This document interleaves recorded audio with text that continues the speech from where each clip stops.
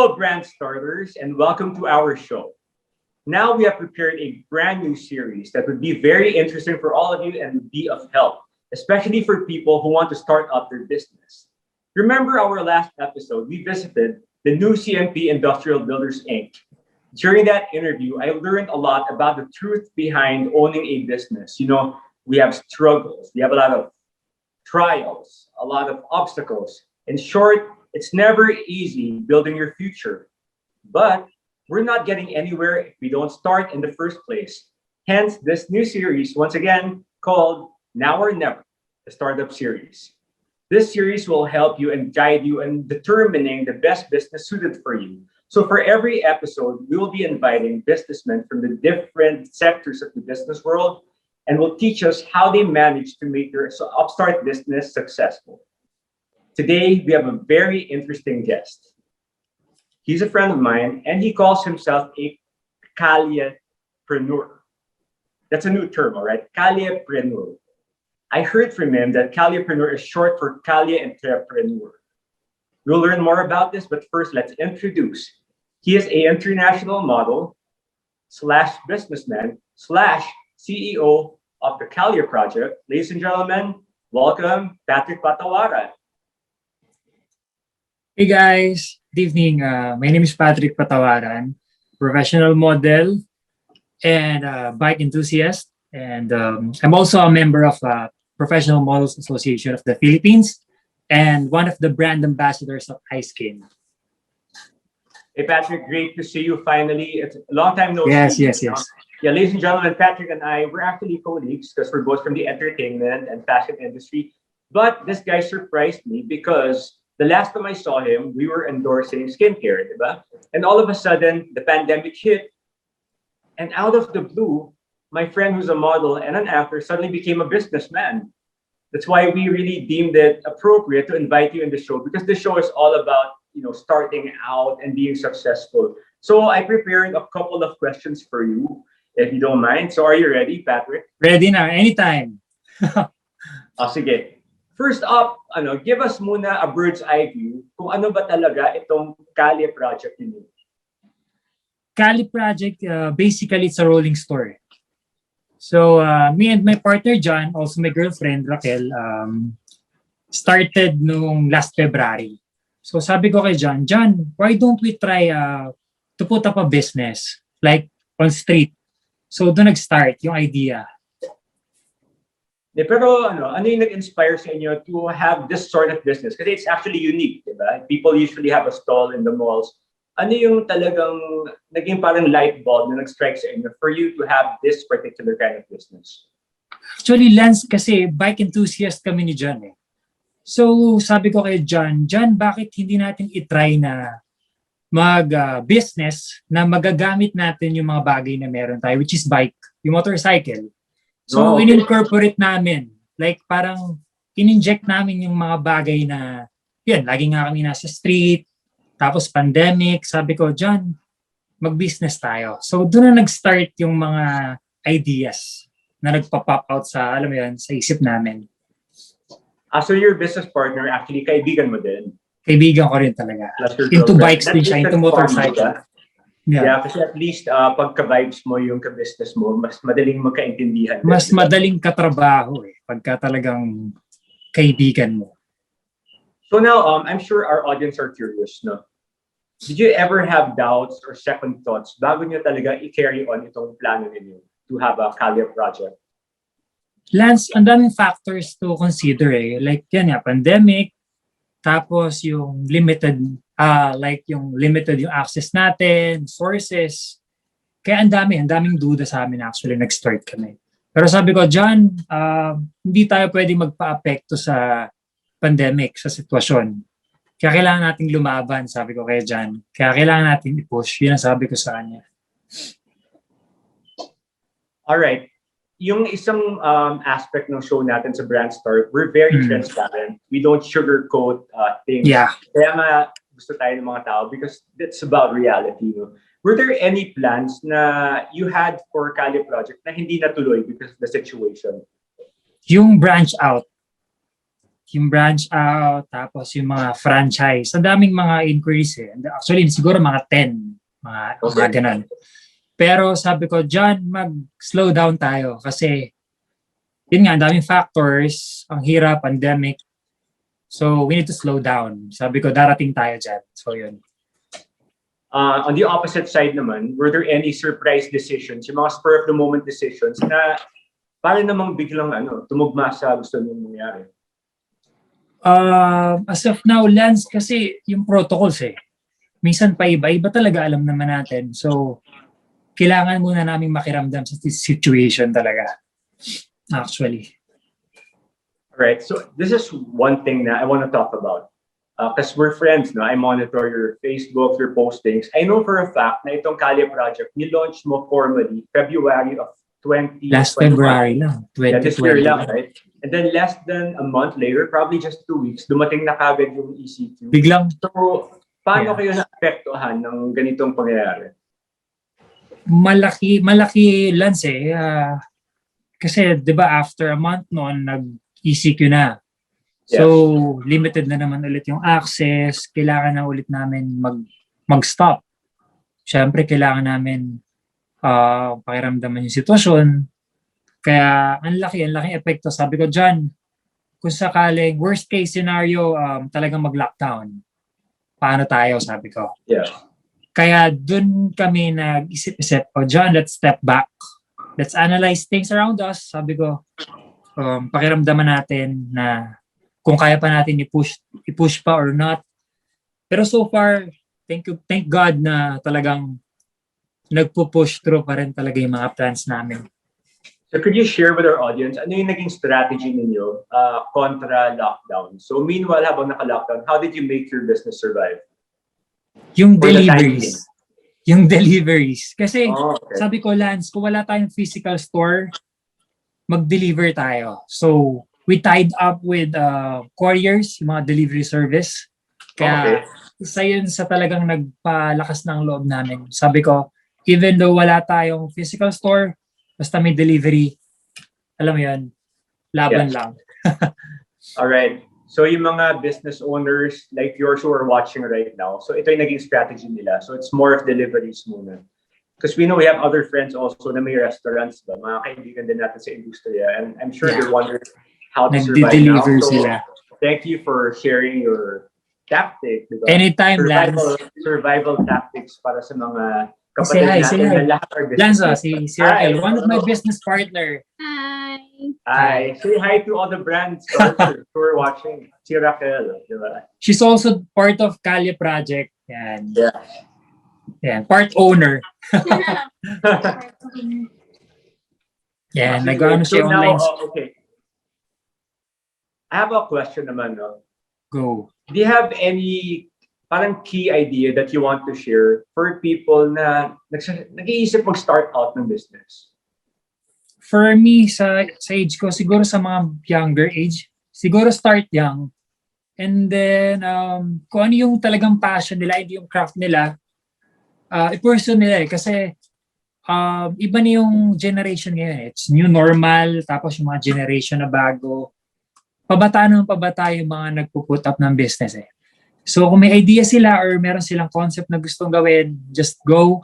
Alam mo yun, push nila yung mga bagay na alam nilang, kaya nilang bigyan ng 100% effort. You know, you're very popular in social media, so I'm sure marami. Hindi, ikaw pa rin ang popular.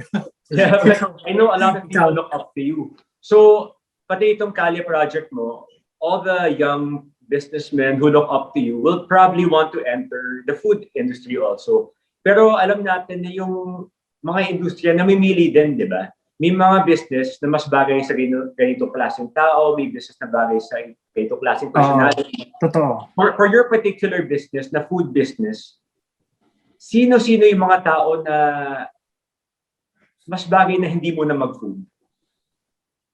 Siguro kasi entering this in a whim, di ba? Kasi sensitive talaga actually. Alam mo yan, di ba, Lance? Kasi it's pandemic. So, ang daming mga protocol, safety guidelines. Kasi yung proper food handling, medyo delicate yan. Alam natin eh. Kahit ako, until now, sobrang ingat ko sa food. Talagang hindi ko pwedeng hawakan yung mga, kasi maraming outside factors eh, alam mo yun, like delivery service, hinawakan mo yung packaging nila, makontaminate yun.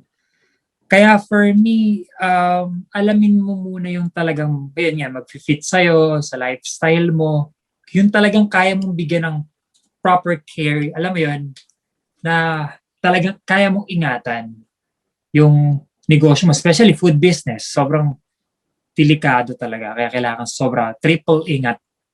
So in Parang short, if you're a person na feeling mo hindi mo kaya mag-commit ng 100%, wag mo nang pumasok. Parang ganun. kasi bro, ako naniniwala ako na sa pagdating sa food business, kailangan meron siyang puso eh. Kailangan may malasakit ka, may pag-iingat ka sa tao. Kasi kung wala kang malasakit sa tao at mag-serve ka ng food, doesn't make sense kasi pwede makontaminate yun anytime. Ako honestly speaking, Lance, yung pagkain ko, kahit nandun ako sa unit ko, pag nagpe-prepare ako, naka-face mask ako, naka-gloves ako, alam mo yun, kasi yung mga tao kasi pag hindi nakikita yung ginagawa mo, sobrang careless ng tao. Alam mo yun, hindi naman lahat, pero it's pandemic, alam natin. Tapos food Yeah. business. So kahit pagtalikod ko, nasa apartment ako, nagpe-prepare ako ng food, talagang sobrang ingat talaga. Doon na pumapasok yung malasakit at yung pagmamahal sa ginagawa mo. Pero pandemic aside, kasi syempre kiniklaim naman natin that this pandemic is not gonna last forever. But food carts will last forever, di ba? So ano yung greatest challenge sa pag-maintain ng isang food cart? Ang daming competitions eh. Ang dami dyan naglalabasan ng mga bagong concept na kailangan natin sumabay or kailangan natin, for example, ako, Choribun, it's sausage on a bun. Kailangan yung consistency mo nandun. Tapos pag nakakita ka ng mga tao, mas ina-upgrade nila yung food nila, mas maganda yung, alam mo yun, it's healthy competition. Yeah. So kailangan mong sumabay talaga. Now let's talk about ano naman, fashion, di ba? I'm sure people see you in magazines, they see you in TV commercials, and yung mga tao na mahilig sa mga movies have probably seen a movie or two with you and the cast. No? You're very successful in all these fields. Bakit mo naisipan pang maging negosyante?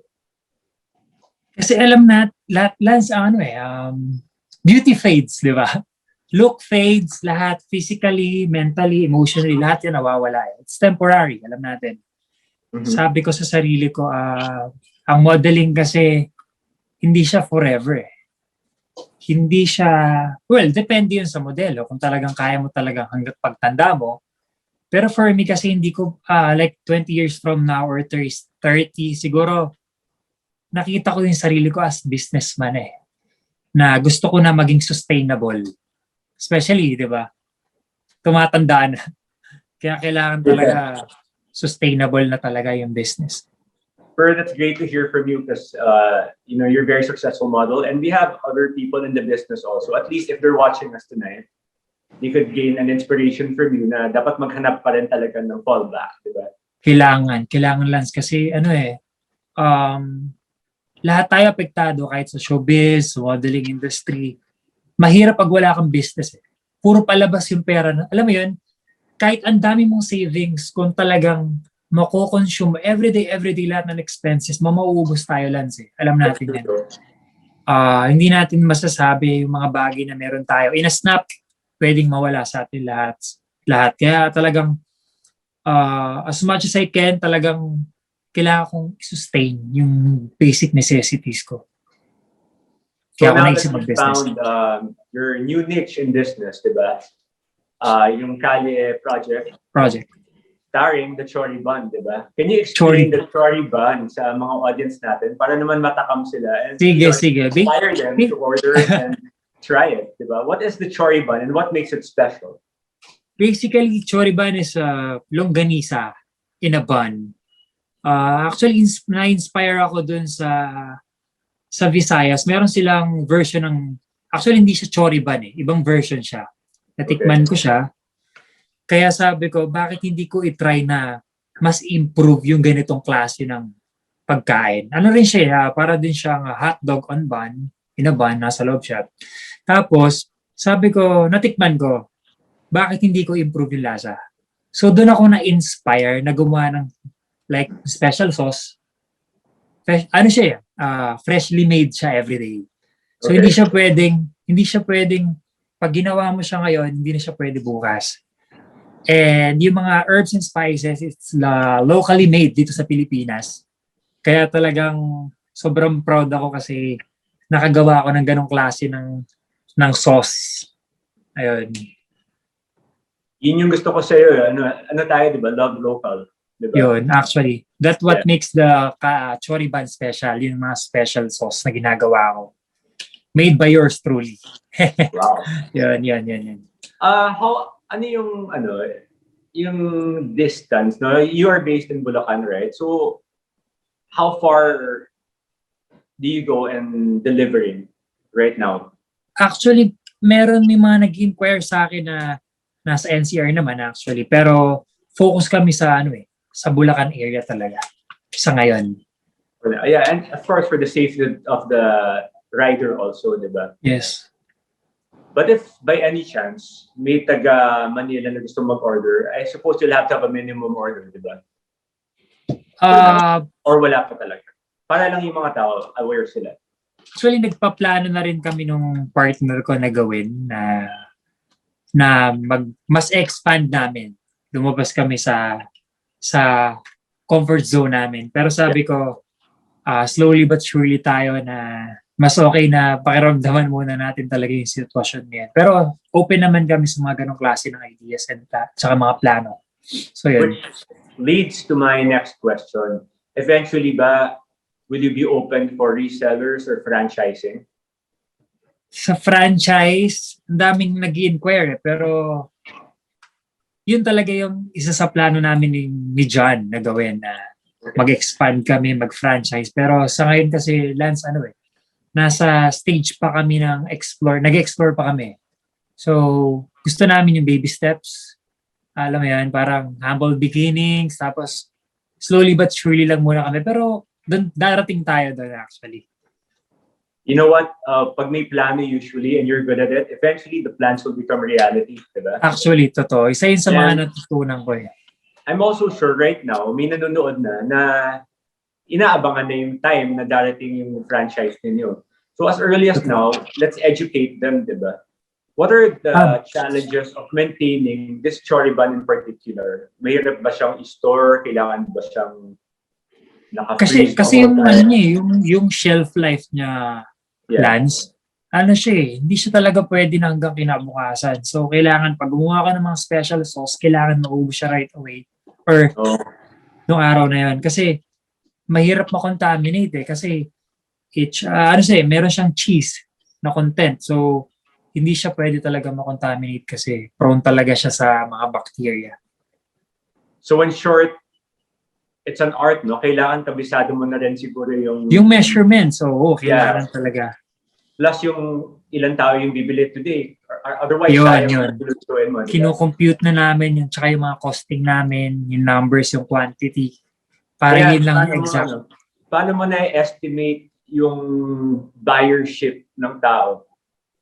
Dumedepende ko sa demand. Like for example, today, sabihin na natin may 100 pieces ng Choribuns. Pero like for example, ngayon sabihin na natin Friday ngayon or Saturday ngayon, kinabukasan ni Sunday, paano yun? Hindi lahat ng tao, alam mo yun, hindi lahat ng tao lalabas, hindi lahat ng tao magpapadeliver. So medyo yung, alam mo yun, may up, may down, may up, down. Ganun yung naging graph eh. Ito medyo technical, no? Are there any laws with regards to the food business na kailangan i-abide pa ninyo if you have a food store? Sa amin, siguro yung mga yung mga nasasayang na sauce. Kasi, di ba, hindi talaga siya pwedeng ipagpabukas. Kaya, doon kami, medyo tricky siya eh. Tricky talaga yung paggawa ng sauce tapos yung shelf life niya. Kaya, ang hirap eh. Ang hirap pag sa food business, hindi mo masasabi yung sales mo eh. Okay. Like for example, ngayon, sobrang taas ng sales. Tomorrow, bukas, alam mo yun, bukas, mahina. Kaya nagbabalance eh. Kaya ang hirap. Now that we've learned all these things about Choribun and about Kalye Project, I'm sure you mentioned it earlier, but why don't you give us a rundown once again of your future plans with regards to this endeavor of yours? Siguro gusto ko mag-branch out yung franchisee. Tapos gusto kong aralin kung paano yung mga pasikot-sikot ng food business. Kaya 2 days ago, tumawag ako sa friend ko kay Fort Solomon. Sabi ko, bro, kasi meron siyang nagpa-franchise din siya. Yung tika-tika yan, special mention. Kaya from the malls, diba? Yun. Kaya sa kanya ako nagko-consult eh. Kasi pinagdaanan niya na rin lahat ng mga pasikot-sikot sa franchising. Oh, wow. Kaya doon ko na-realize, Lance, yung saying na no man is an island eh. Kasi kailangan mo talaga ng friends eh pag nasa ganong field ka. Kaya lalapitan mo rin yung mga friends mo na may same field care interest. Yeah. So, ganun. So now, for all the people na nag-pique yung interest nila sa pagbukas ng mga businesses similar to yours, what are at least 5 questions na kailangan mo munang tanungin yung sarili mo bago ka, before you take the plunge? Because this is a plunge, right? Yeah. So what are the questions you better ask yourself first before entering this big endeavor? For me, Lance, kailangan maging consistent ka. Tanongin mo sarili mo kung kaya mo ba siyang panindigan 100% of your effort. Kasi hindi siya pwede na, gusto ko siya ngayon pero tomorrow stop na ako. Hindi eh. So yun. So isa yun sa mga dapat mong i-take note and consider, like, kaya ko ba siyang i-sustain? Kaya ko ba siyang panindigan? And kaya ko ba siyang i-handle na maayos? So yun yung mga kailangan mo i-question sa sarili mo, especially yung financial. Diba? Hindi, alam mo yun, kailangan mo siya i-sustain. So ilan lang yun sa talagang mga questions sa sarili mo. Na hindi yung paggising mo lang sa umaga, uy, ayoko na, pagod na ako. Hindi eh. Consistency and patience is the key. Do you think, guts alone can take you places? Or fearlessness? Mahirap, Lance eh. Kailangan talaga ng guidance ng ibang tao. Hindi pwedeng mag-isa ka talaga. Like si John, kailangan ko ng extra hand eh. Hindi ko kayang i-manage that, especially sa pag-costing, sa groceries. Kaya kailangan ko talaga ng partners talaga. So, finally, if someone would ask you, pag makakita ka na ng golden opportunity para pag magbukas ng bagong business, when do you take that opportunity? Do you have to wait? Do you have to wait a couple of weeks or months? Or when you get that, sugod agad? Kailangan mo siyang aralin, Lance eh. Kailangan mong mag-isip ng 100 times. Kasi hindi siya basta-basta pwedeng gawin mo lang. Kasi once na mag-spend ka ng money on a certain business, parang kailangan mo siya, Lance, kailangan maging focus ka, maging consistent ka. Kasi mahirap magsayang ng pera sa business na hindi mo kayang ituloy. Diba? That's true. So thank you so much. So guys who are watching, you heard that from the guy who made the Choribun and the Kalye Project successful. But before that success, maraming trials muna na pinagdaan. Marami actually. Trial and error. Kasi along the way, Lance, alam naman natin everyday is a learning process, di ba? Totoo yun eh. Hindi pwedeng overnight, okay ka na sa isang bagay eh.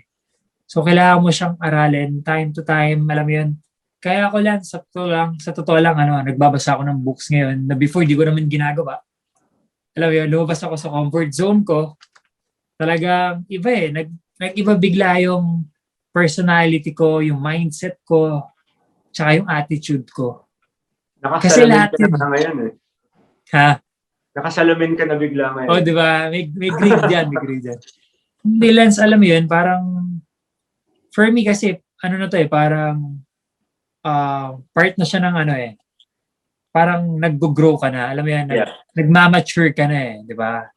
Like ako, tumatanda na rin ako. So part of growing up, na nag-iiba rin yung lifestyle ko kasi hindi pwede na, kasi it's pandemic.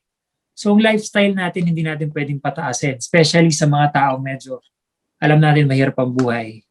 Di ba? So sabi nila, pag nag-business ka at gumanda yung sweldo mo, huwag mong pataasin yung lifestyle mo. Pero padamihin mo yung assets mo, 'Di ba? Kaysa yung mga liabilities mo. 'Di ba? Kaya kailangan natin unahin lahat ng mga priorities natin sa buhay ngayong pandemic. All right. So finally, why not invite people and, tell them about how to find you, especially mga taga Bulacan dyan. How do they Yeah, find we your have stuff? How do they Facebook order from you? page. We have Facebook page. It's Kalye Project. Nandun lang sila. Pag may gusto sila, like inquiries, like for deliveries, yan, they can contact us on our social media account.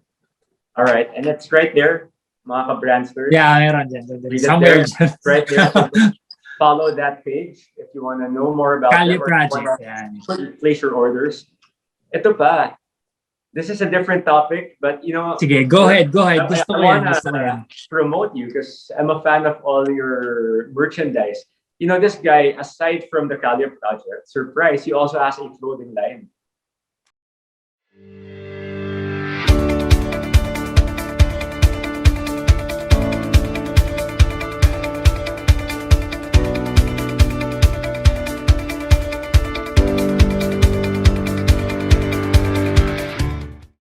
Clothing Why not line. tell about it? Yeah, before we go, why not promote your Sige, clothing line sige. as well? And tell I them also have- kung ano yung story behind that clothing line of yours. Si Ilaya Outdoors. Ilaya Outdoors is basically it's a clothing line na meron siyang heart of North. Kasi I'm from North eh. So si Ilaya kasi, ang meaning kasi ni Ilaya is bata mula sa Norte. Kaya yung logo itself ni Ilaya Outdoors is yung bata na barefoot siya na meron siyang DIY backpack. So yun siya, parang outgoing siya na bata eh. So he's adventurous type of person, kid, na nakikita ko yung sarili ko before dun sa bata na yun na, alam mo yun, playful, go with the flow, tapos adventurous, alam mo yun, na medyo, alam mo na, careless sa mga bagay-bagay, di ba? Kasi syempre, childhood natin, it's memorable for us, di ba? So, sobrang, yun, in-inject ko lahat kay Ilaya Outdoors yung mga personality na meron ako nung bata ako. Right? And you have a brand new shirt that's now available. Meron, yun nga, yung Ilaya Outdoors na, ang concept naman niya is yung, meron siyang wave, tapos may mountain, tapos sunset. I love sunset. All right. So you know what I really admire about you, yung passion mo talaga na incorporate mo sa mga negosyo mo. Ilaya Outdoors, Kalye Project. Lahat. Kasi, it's about outdoor living. So kasi before we Lance, go, give us some words of wisdom, especially for people like you na mahilig sa outdoors. How do you incorporate your passion into your business? Kasi importante yung business mo is something that you enjoy. So you have to have your heart into it. So what's your secret in putting your passion and translating it into a money-making endeavor? Lance, lahat ng elements ko, like for example, motorcycle, hiking, biking, alam mo yun, I'm also into fitness, di ba? Alam mo yan.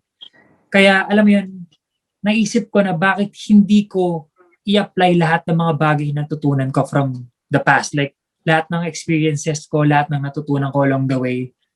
Ang sarap ang sarap nung pagka talagang gusto mo yung ginagawa mo, nasa puso mo.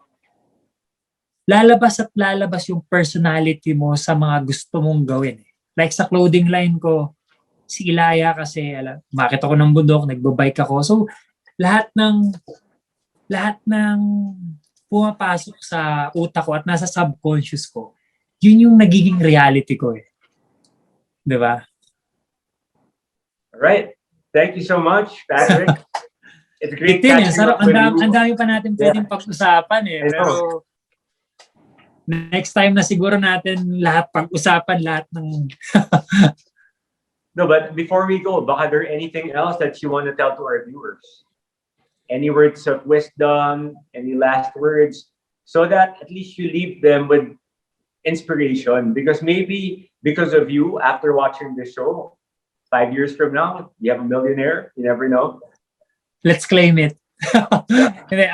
Lance, for me kasi, siguro, sabi nga nila, thoughts become things.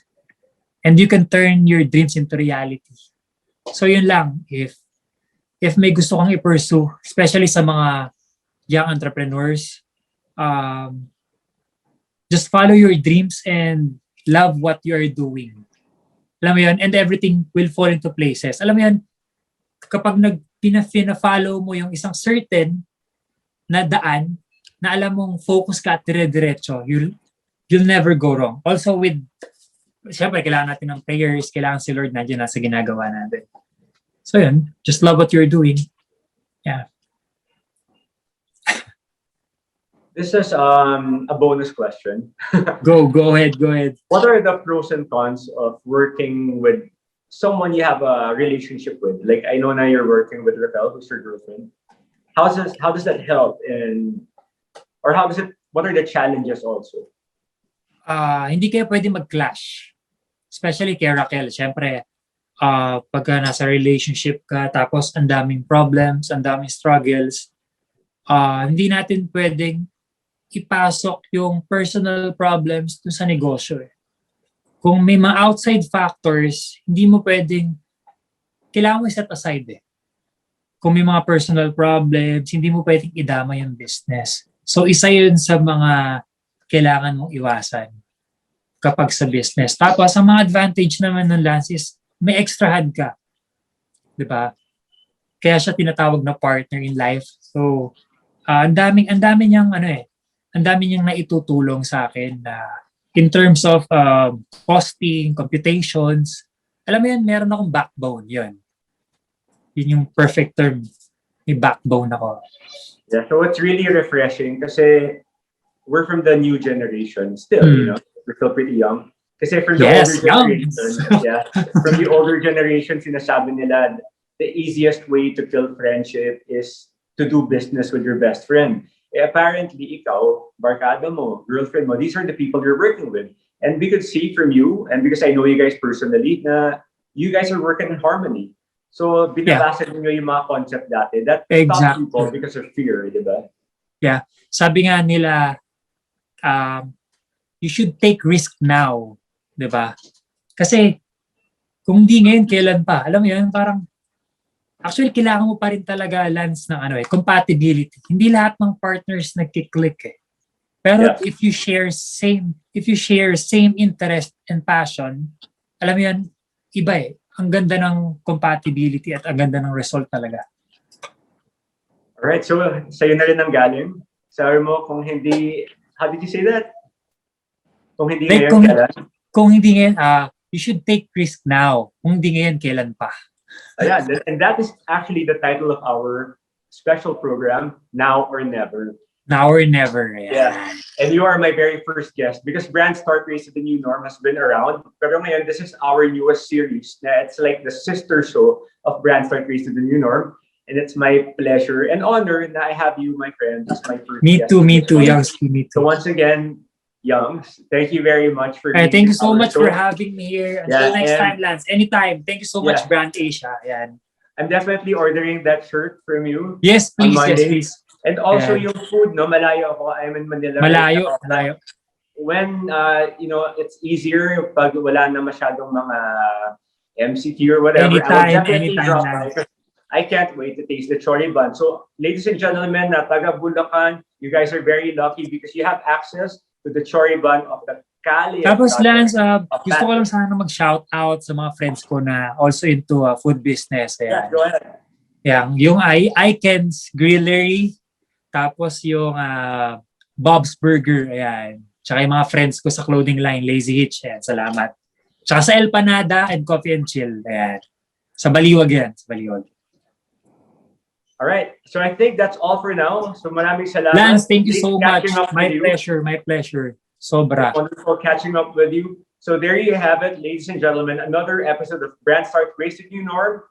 We hope you learned a lot from our maiden episode of Now or Never. And ladies and gentlemen, follow our Facebook page. And if you haven't, subscribe to our YouTube channel and click on the notification bell for you to get updates on future episodes. And once again, I am your host, Lance Raymundo. See you again next week. Bye, guys. Bye.